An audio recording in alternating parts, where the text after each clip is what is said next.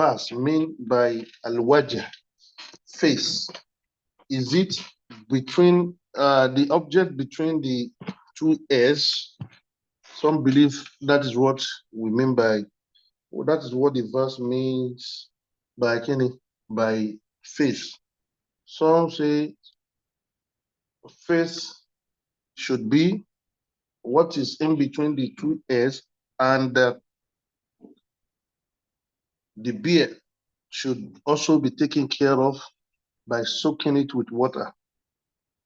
And the other view say just sprinkle water on it. There's no need to soak it with water. Whichever one, there is no clear hadith that talks about soaking it with water.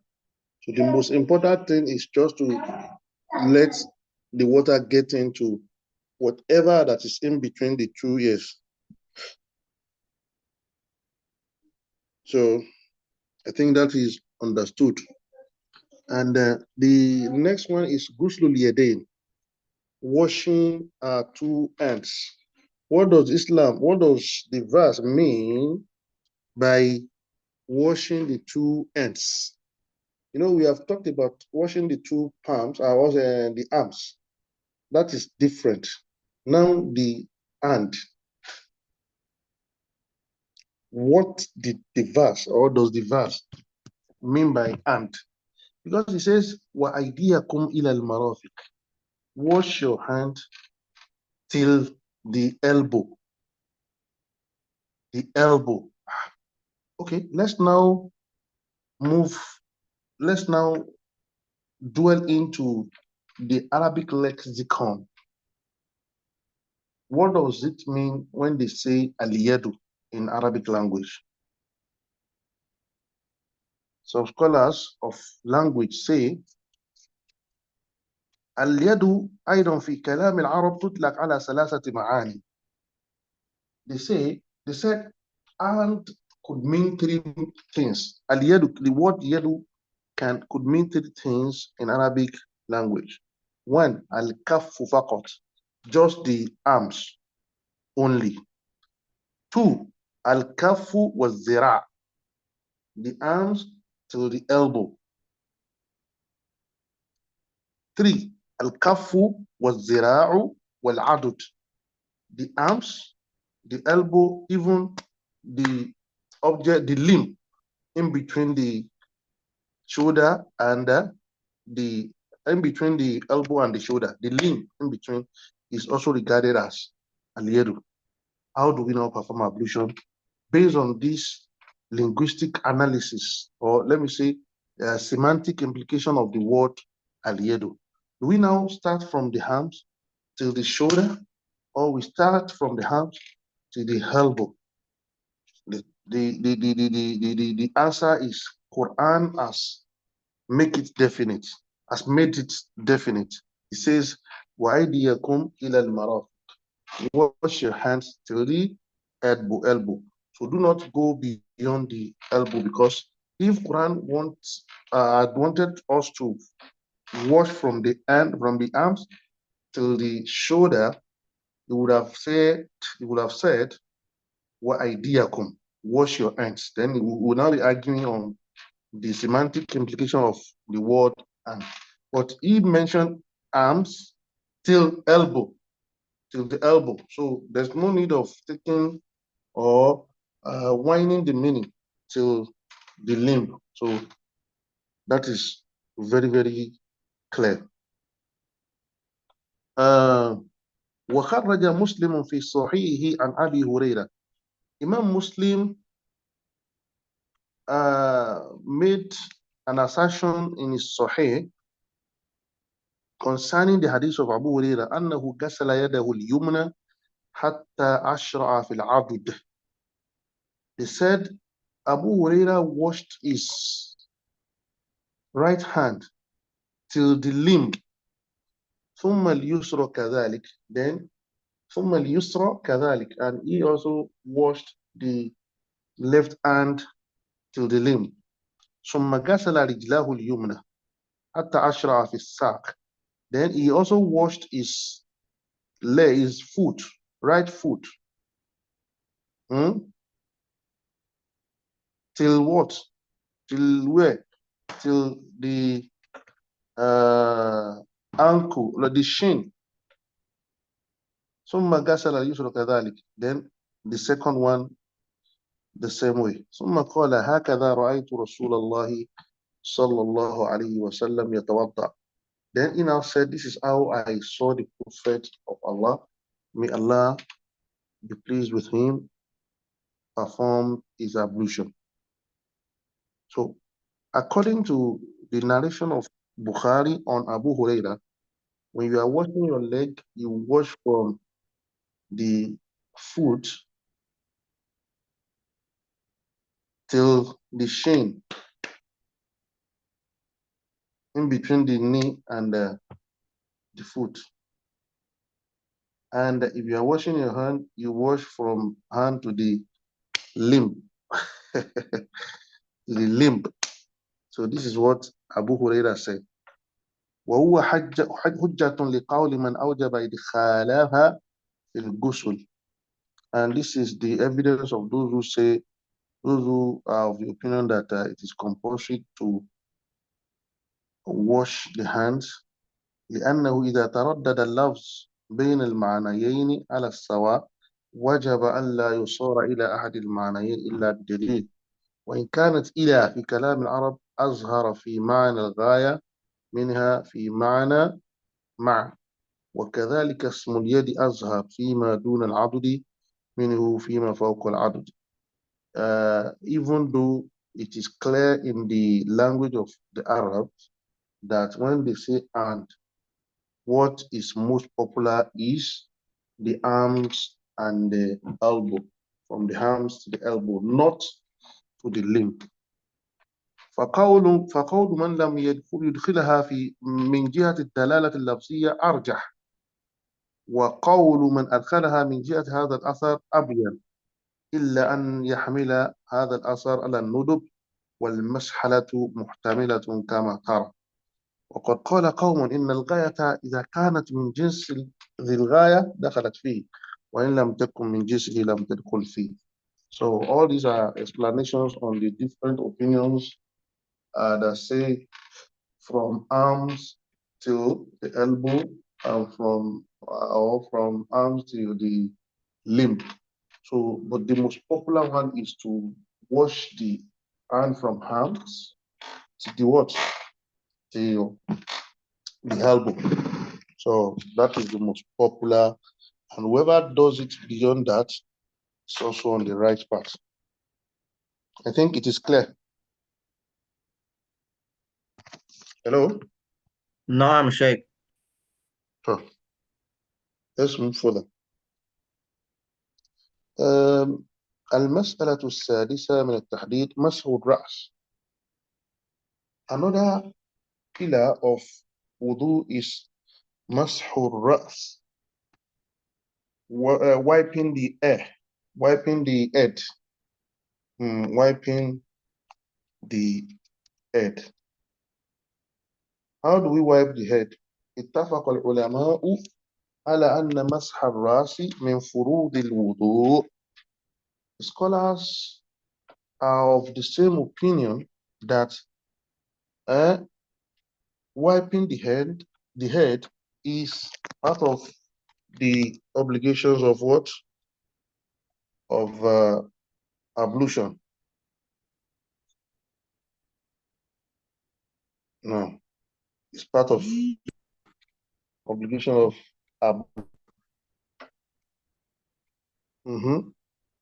واختلفوا في القدر المجزي منه. Then they are of different opinions on the gravity. I mean, let me say the level at which we should go on wiping it. فذهب مالك أن على الواجب مسحه كله.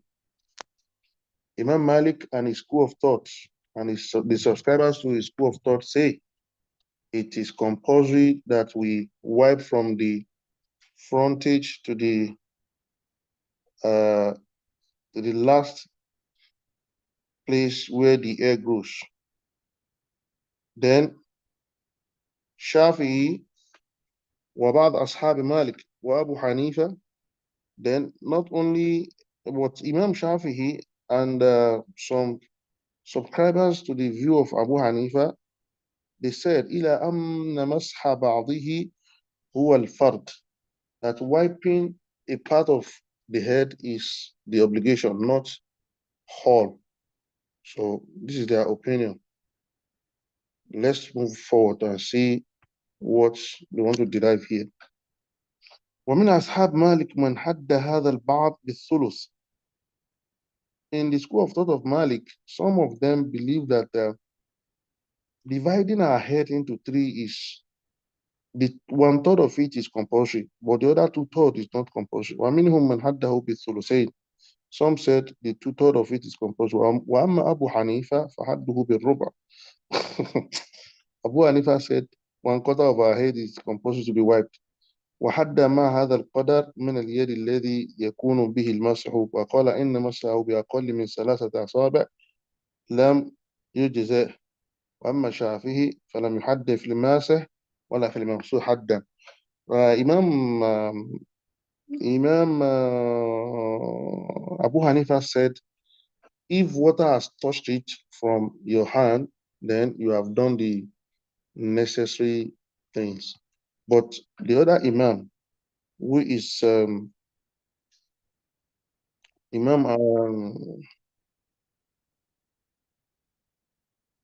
the other Imam Shafi said, I do not give a boundary to where to be wiped.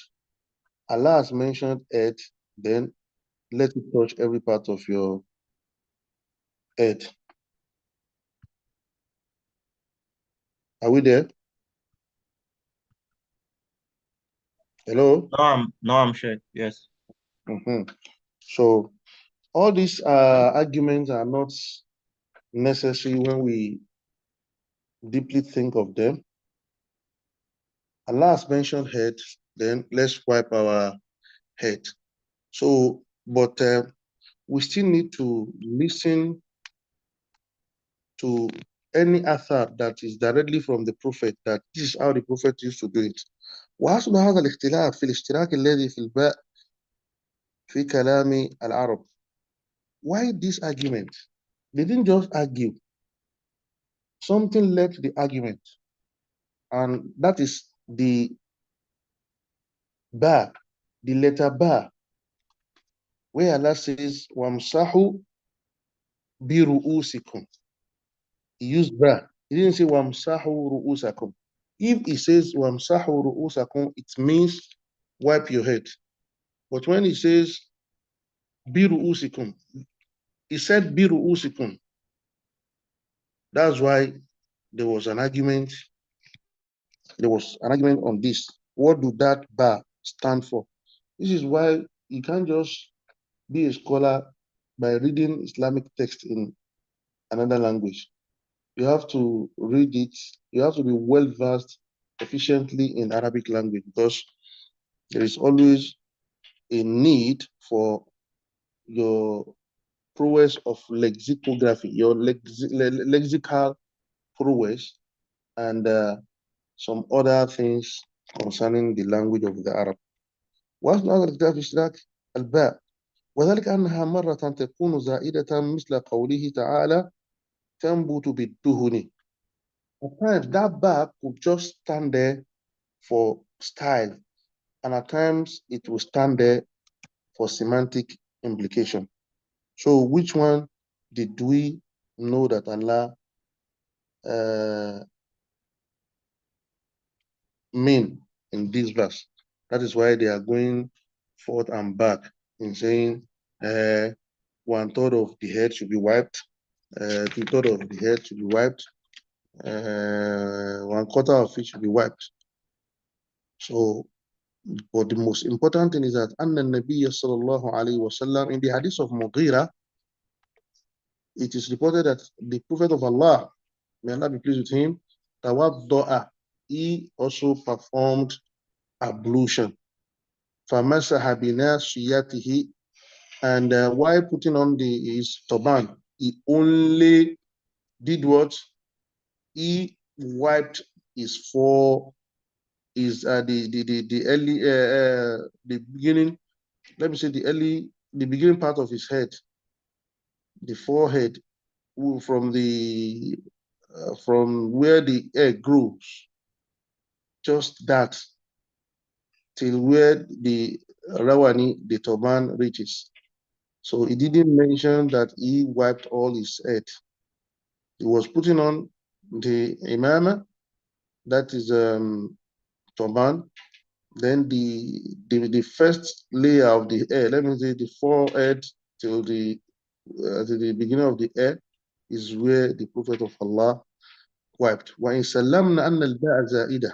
If we believe that this bar is just standing in the verse for style, بقي هنا أيضا احتمال آخر. Then we will read another meaning to the hadith. وهو آل الواجب الأخذ بأوائل الأسماء أو بأواخرها. That is not necessary. So the most important thing is that the bar caused commotion within the understanding of the scholars. Is it all or part of it? Then hadith of Mughira, which is Sahih, said the Prophet only wiped the frontage of it, didn't wipe it all. But if we go by the standing of bar as a style, then we can wipe all our head, because it is not mentioned that it is bid'ah or it is not necessary. So for our minds to be at rest, we can wipe it all and nothing more. We are going to stop here tonight for questions before we move on. Assalamu alaikum wa rahmatullahi wa barakatuh. Wa alaikum assalam wa rahmatullahi wa barakatuh, ya Sheikh. Jazakumullah khairan. Once again, for another dose of learning and education tonight. May Allah continue to increase in knowledge and guide you in again in your dawah work, inshallah. So if we have any questions, once again, please do raise your virtual hand or type in the chat box. We can ask questions about again about the last week's class or about any other issues that might have cropped up and you might need some advice on it. So please do not hesitate to ask. Bismillah.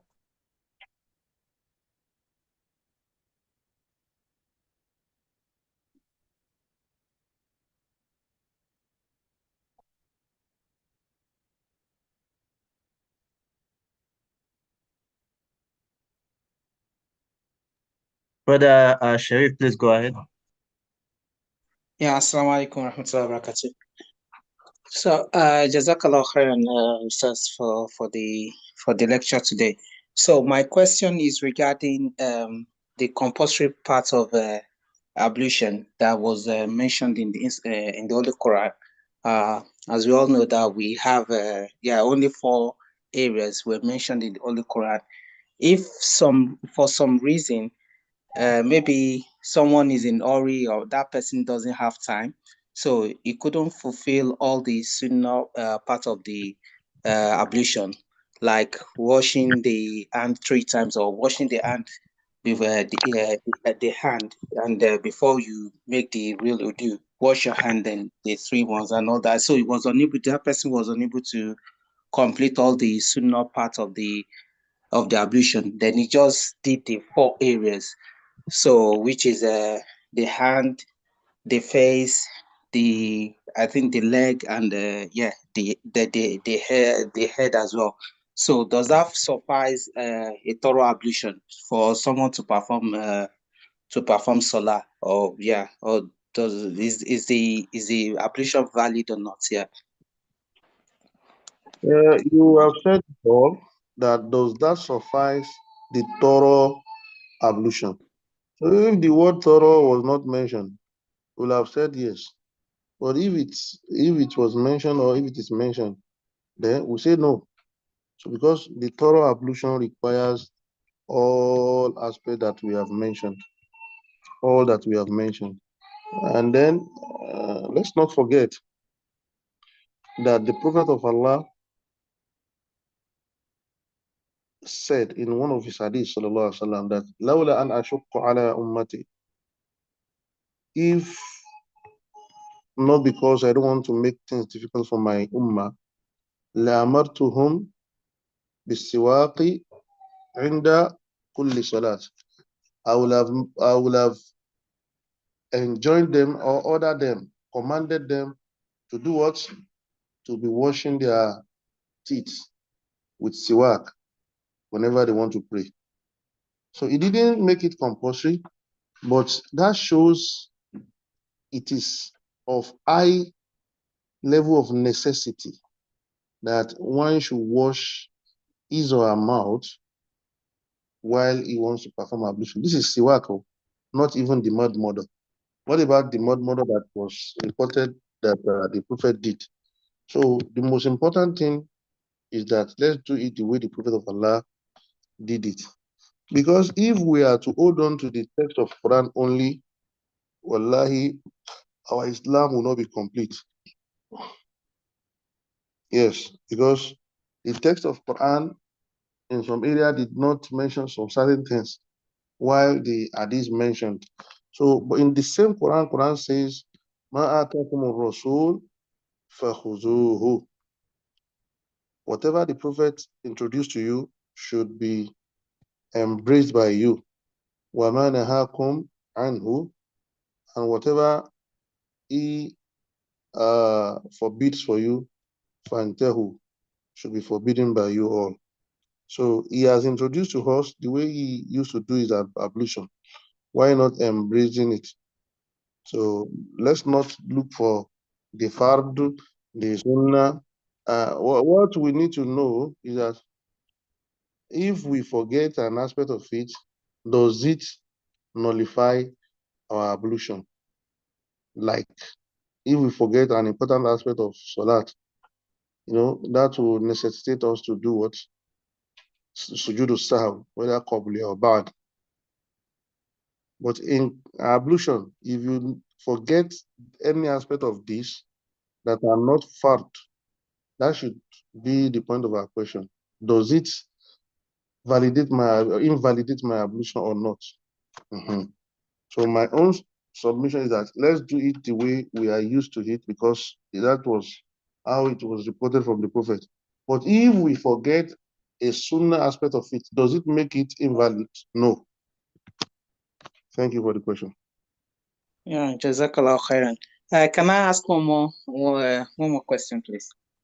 Yeah, go ahead, please. Okay, thank you. Yes, thank you. So the second question, so is still the same. It's still on ablution as well. So I heard in the class, because there's one I attend the same class as Sheikh Biola. So in the class, the ustaz was saying that sometimes someone has a question that maybe that person is in hurry or he doesn't have time, and he wants to catch up with Salah, and that person he went to shower, and in the shower, because the person shower from the normal shower. So then that the person so the lady was asking, does that person have to, maybe the person perform ghusl, let me put it that way, yeah. So the person perform ghusl, and the person after the ghusl, then the person asks that, does that, even if you take a normal shower, does that suffice what's it called, the ablution? So the ustaz now said that so it might not be necessary to perform the ablution, that's the bare minimum, that because admission means to wash. So because we are in the class, so we are learning, so I just said, let me ask for your opinion as well, so on this. So I don't know if you understand the question, ustaz. That bathing makes up ablution. That's correct, yeah. No, I've never read it anywhere in the scripture or in the book of scholars. And Okay. even if some scholars say it, I will never subscribe to that. Okay. Because there are two different things. They are two different things. Why is it that whenever I want to perform janaba or do any ritual bath, they will tell us to wash our private parts, then perform ablution. Then after ablution, we should not shower. That means there's difference between ablution and bath. Ablution is not bath. Bath is not ablution. Ablution is part of bath. Ablution should be done before the bath. Why bath complement ablution? So why mixing them up? So it can't stand for each other. Because in bathing, you wash every aspect of your body, unregulated. But ablution is regulated. Look at how we have been examining the views of scholars on where do we regard as hand, from where to where do we regard as face. But nothing as such in what? In ghusl. You just bath everywhere. So why is it that whenever Islam says ritual bath, we do every part of body, we wash every part of the body, then we now do ablution, or we do ablution before it. Why? We should ask this question. So I don't subscribe to that view, and it is unpopular. So you bath, then you perform ablution, or you perform ablution or bath. Yeah, Jazakallah khairan. So two questions that just come to me, Sheikh. So the first one regarding ablution, that if you maybe you forget or you lost your concentration, so you're say for first say for example you're washing your face and then you realize or you're doubting if you washed your mouth. The question is, do you go back to the mouth, and if so, well, I guess you go back to the mouth, but so to follow, do you then skip the so okay, let me rephrase, sorry. Let me just read the topic the way they've said. So um they are doing ablution, then they're washing their face, they then realize or they are having doubts that did they wash their mouth or they did not. So they've already washed their nose, they've done they're just about to do their face, right? Now they go back to washing the mouth. Do they then continue in the order, or because they've already washed the nose, do they skip the nose and just move straight to the face? So that's the first question. The second question is about Ghusl Janaba, that if you're doing your ghusl and then maybe you miss the order, maybe you mix it, maybe you're supposed to wash your head first and then you wash your hands and then you're going back. Does that affect or nullify the janaba, or does that mean that if you've not done it in order, you have to go back and start all over again? Are Okay. both questions clear, sir? Very clear. Okay. The first question about forgetting to wash the mouth, which we regard as a sunnah, which is not mentioned in the Quran, and which we do not regard as a compulsory aspect of it, of ablution. So this is a very good question, and this is where the question of our brother Sharif is applicable. That if you forget, does that mean your your wudu is invalid or not? No, it's still valid. It's still valid, but washing it is the best. If you decide to go back to it, فَنِعِمَّهِ, you are covered. And if you move on, there's no problem. But let's not forget that the hadith I read about the importance, the high level of importance that the prophet, high level of value that the prophet attached to washing hands, washing mouth, while you're about to observe prayer, like washing it with your washing what was it called, stick, pako, chewing stick, or brush, or even during the wudu. And another hadith that says, whenever you want to go and pray, do not eat garlic, so that you will not inconvenience people with the your mouth odor or the odor of garlic. So the emphasis is laid upon keeping your mouth clean whenever you are going to the mosque. So this shows how important washing one's mouth is. But that does not mean your ablution is invalid. If you decide to go back to it and wash it before you move on, go ahead. If you don't want to go back, no problem. But don't forget that your mouth should be kept clean at all times, especially while you are in congregation or when you are going out. So the second question is about. Please remind me. Yeah. So the second question, but before you move on, sir, if they go back to washing the mouth, do they then skip what they've already done before, or the order has to be kept? So, for example, you go back to washing the mouth, then you do your nose and your face also, or because they've washed the nose previously, do they skip that and just move on to the face, or the order would have to be kept You can move on without repeating the washing of the nose? Yes. Okay. So the second question is about Ghusl Janaba. There's the second question is, I think I'll probably just throw in together. So the first question is about if you again you're doing your ghusl, either the ghusl itself or the ablution mixed in with it. That if you miss the order, so for example, you're meant to start with the top of your head, then you move on to the right parts of your body, then move on, to the bottom, then move on to the left. So if you miss the order, like maybe you wash your feet first, and then you go to your hands, and then you mix it together, then would that nullify the ghusl in the sense that would you have to restart all over again? And just to add to that, whilst we're on ghusl janaba, somebody else has asked that if you could elaborate. So okay, so they're asking if you could pray after ghusl janaba, or do you have to do wudu again after janaba? So I think they're asking generally the link between wudu within any type of ghusl, well, the fourth ghusl, I guess. So yeah. So is the first question clear, sir? Very clear. Okay, yeah. So the second question, which somebody else is now saying, is to elaborate on the ghusl janaba. That can you pray after ghusl janaba, or do you have to do wudu after janaba before praying?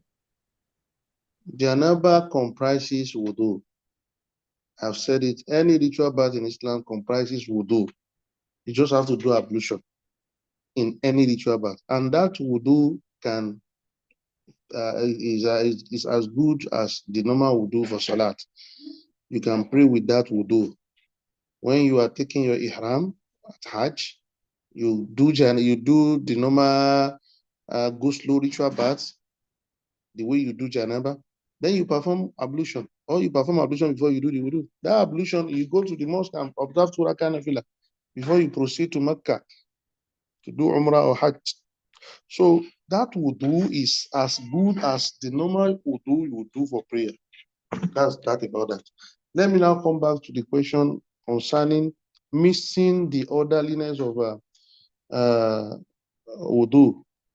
Sorry, Sheikh. Sorry, Sheikh. Just so that we don't repeat this. So, in addition to you answering that, if you're doing again ghusl and you bring a foreign act into it that is not part of wudu or part of ghusl, would that be a problem? Would that nullify it, or would you have to repeat it? Which kind of foreign act? I don't know. Maybe you're supposed to know. Maybe you're not supposed to wash hand at that stage that you've got into. You wash your elbow, for example, when you're not supposed to wash your elbow, or I don't know. Maybe you decided to wipe your head, decided to brush your teeth, like a foreigner that is not part of the either the fard or the sunnah of ghusl, or even wudu that is contained within ghusl. I There don't know is if I'm nothing. making sense, sir. There is nothing like foreign act in what you have mentioned. Just that we need to be clearer. We need to make it clearer. If you wash your hand from the arms to the limb or anywhere, it's still considered as valid. That is the essence of using this book. We are bringing views of scholars. Look at how they define face. Look at how they define hands. So getting to the limb does not make it a foreign act. It's still within the range of validity of wudu. You get it? So it is not possible to bring a foreign act into it, even if the water reaches where you think is not part of wudu, is still valid. But we have to be guided. Now, let me go back to the second question, which is missing an order and trying to go back to the order.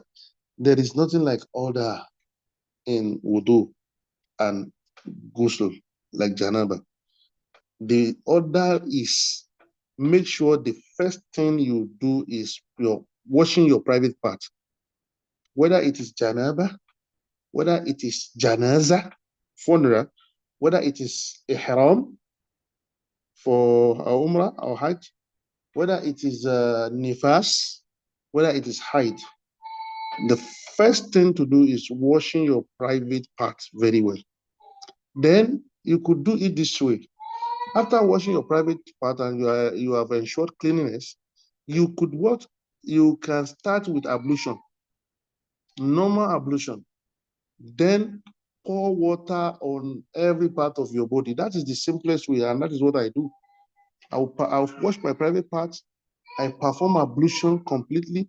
Then I pour water on every part of my body. I make sure it touches every part of my body, whether shower or in pool or from the bucket. Understand? So the knowledge of starting from the right part of the body, from head, then to the arms and to the chest or to the abdominal, to the labs, and then no, that one is somehow somehow difficult, or somehow I don't know how to put it, but it's not straight. It is valid, but I don't do that. I don't subscribe to the views of those who do it in that way. You firstly wash your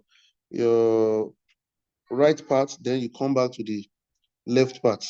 Ayé John tí a bọ́ tán lo abọ́ tán lo again nìyẹn. Now there is shower and there is pool. Perform wash your private part very well. Perform ablution. Then continue swimming in the pool or open shower on yourself. Ṣẹ̀ṣẹ̀ máa fọ ẹ̀gbẹ́ kan o. Ìgbà tí wọ́n ń lo igbá nù tómi ò sì pọ̀ dáadáa Mọ̀dínà níjọ́ náà lọ́hùn tí wọ́n ń gan-an lò. Nísìnyí á ya omi sórí ni yàlà yòlò. So the simplest way of performing ritual bath is to do what? To wash your private part, perform ablution from A to Z, then pour water on every part of your body. But in the case of a corpse, when you are bathing a corpse, before you shroud it, you do it gently. You wash the private part, perform ablution for him or her, then you start from the right, then you turn him to the left, and so on and so forth. But as a living soul, when you have shower running, tap running in your bathroom, please, my dear friend, don't disturb yourself. Perform, wash your private part, perform ablution from A to Z, then shower. But you don't need to be considering orí ni, apá ni, ọ̀tún ni, òsì ni. Sí sórí kọ dálá tó délẹ̀. Okay, Sheikh. Alhaji Muslim, we'll come to you in a second, sir. Just while we're still, because there's another question similar to that, while we're still on ghusl, or general ghusl or ghusl janaba, in this case, they're asking, are you allowed to use soap generally for ghusl? No. Okay. Jazakumullah khairan. Alhaji Muslim, please go ahead, sir. Assalamu alaikum warahmatullahi wabarakatuh. Alaikum salam wa rahmatullahi wa barakatuh. Jazakumullah khairan, Sheikh. Ayakumullah. Allah yuhayyikum. Now, my question does not relate to anything which we've spoken about, but I just want to make an appeal. I think we are all Yoruba on this forum. Why can't we speak our language so that we for ease of understanding of what we're talking about? Because most of these questions we're asking, we'll understand it better if we ask it in our language. It's just a suggestion. And in case we have someone who is not Yoruba on this on the platform on the platform at the time when we're having the lecture, then we can tune to English. The day we have Yoruba on, let's and I'm sure our Sheikh will be at home with that too. So I don't know. This is just my suggestion. Wallahu alam. Assalamu alaikum. This is the second time you are raising this issue. That means it's so important to you, and we reason along with you. Kò sédè tó lè dàbí èdè abínibí àfi tí ìbá sọ̀rọ̀ lèyẹn kọ́kọ́ gbọ́ àbí lòun lèyẹn kọ́kọ́ sọ lókù. I think the congregation would express their own views as well. Then we go by it, whatever they say. Ọlọ́run ó ṣe rọrùn fún wa. Ló bẹ̀ jẹ́ pé òfin náà ti mẹ́yìn náà ìbò lẹ́yìn náà fi béèrè question. Ẹ fi suggestion. Mo kàn owó náà pé kákan kó má jẹ pé mo break kìkì náà mo ṣe sọ bẹ́ẹ̀ yẹn. Ẹ̀yin náà wo owó tẹ́ pánsìn owó yẹn sì ó tú so many things kà fún wa. Bọ́dẹ̀ owó yẹn kò ṣe pa lóyìnbó kò lè yéèyàn easily bẹ́ẹ̀ yẹn. So ẹ jọ bóyá ká wo ṣe o. Ẹ gẹ̀rẹ̀ yá ẹ̀ mọ̀. Ẹ ti gbọ́ owó Sheikh Al-Wahid. Naam, ya Sheikh. Ọ̀rọ̀ lẹ́gbẹ́ yẹn.